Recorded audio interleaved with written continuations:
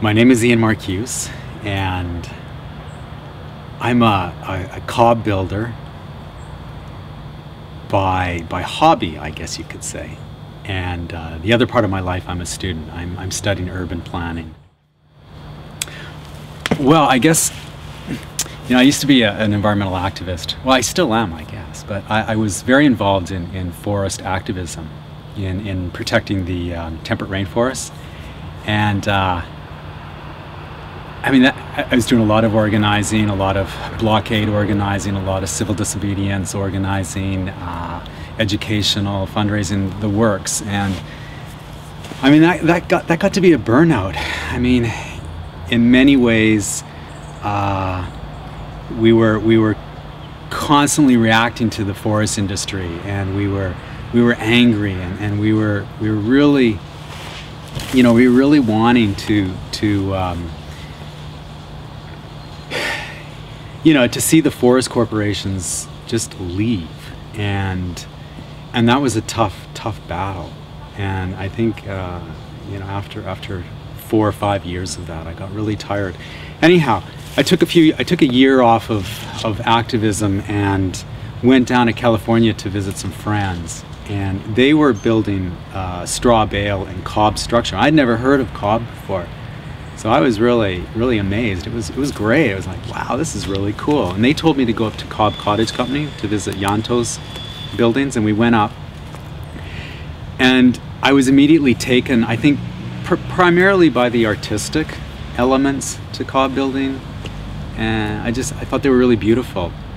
And I came back to Vancouver, and with friends, we started talking about cob building and incorporating cob building into our activism in terms of incorporating the concept of tree-free housing into the campaigns that, say, Greenpeace was doing around tree-free paper and so forth. So we saw this cob building as a really, an innovative kind of angle to address the forest question, or the logging question. And we organized a workshop up in Bella Coola with a First Nations community, and that community was very much involved in their own struggle to save their forests up in the Bella Coola region, mid-coast area, where there's considerable logging. So we pitched the idea to some friends up there who had worked on some native sovereignty issues in the past, and they quite liked the idea, and they saw cob as fitting into their own campaign and strategy to promote alternatives to stick frame housing. So we organized that workshop and brought Yanto Evans up. That was our first workshop, and yeah, we learned a lot on that workshop, and we made a lot of mistakes, but it was a real learning ground for us all. That's more or less how it began. So following the Bella Coola project, I felt I had enough confidence to take on my own project, and I had been fortunate enough to live in this incredible space here in Vancouver, in this very, very large garden. So we had the space to build a small cob structure, so we thought, let's do it. It's a great learning opportunity, and to date there had not been a cob house built in Vancouver, so it was the first one. So we thought this is a great opportunity to do something in the city, and it's accessible, so a lot of people could get involved. So this cob house was the first cob structure built in Vancouver, and at that time not many people knew about it. Certainly the building officials didn't know, so that's why we kept it under 100 square feet, so we didn't have to deal with code or permits and any of that. We had 70 people come and help build it, so it was very much a community building project. And since it's been built, it's been remarkable. We've had hundreds and hundreds of visitors. People are really interested in it, and it's a pretty well-known little project now. And there are a few people around the neighborhood that kind of know about the cob house and bring all their friends to visit it as well. And the other really wonderful thing about having a little cob guest house in your backyard is you get a lot of visitors that want to sleep in it, so people from out of town. And I've lived in this space for 16 years, and I can honestly say that I've met easily over 2,000 people.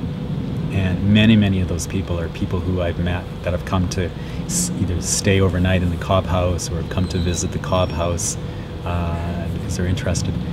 So it's been just a wonderful way for me to meet people.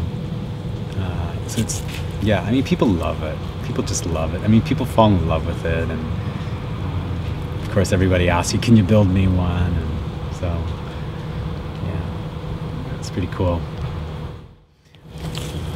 Well, you know, what's really fascinating about Cobb for me is how it's caught on in the public imagination. It's like wildfire. It's like magic. I think of it as magic in the sense that such a simple idea has caught on to such an extent that everybody in Vancouver knows about Cobb now, almost. At one time in like 96 or 97, no one had heard of Cobb. But in the period of like 5 or 6 years, the whole city knows of Cobb. We have a city council that is now supporting Cobb building on a much larger scale, however realistic that is.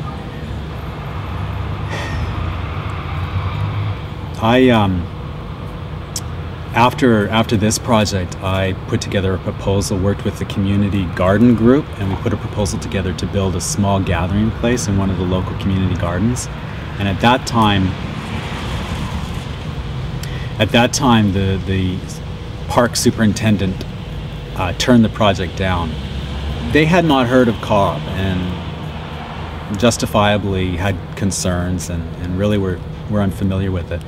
Now, the arts and culture representative with the Parks Board thought it was one of the best proposals that she'd seen. It integrates art and culture, it integrates environmental sustainability, and it integrates community building. So it was a perfect proposal from an arts and culture perspective.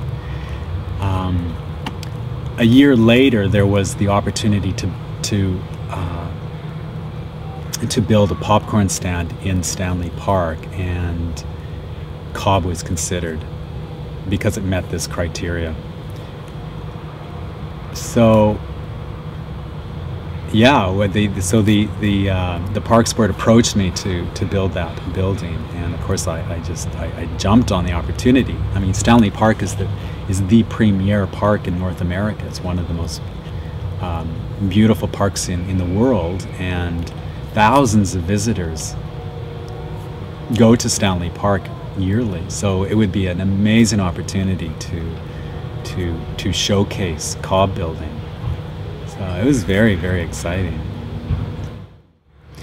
Yeah, well, from the very beginning with this project, there was absolutely no resistance. The Parks Board unanimously supported it.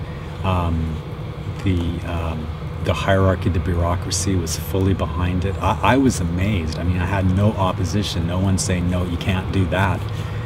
Everything I wanted, we got. It was such an easy process, and I largely attribute that to people at the very top of the political system and the bureaucratic system getting behind the project.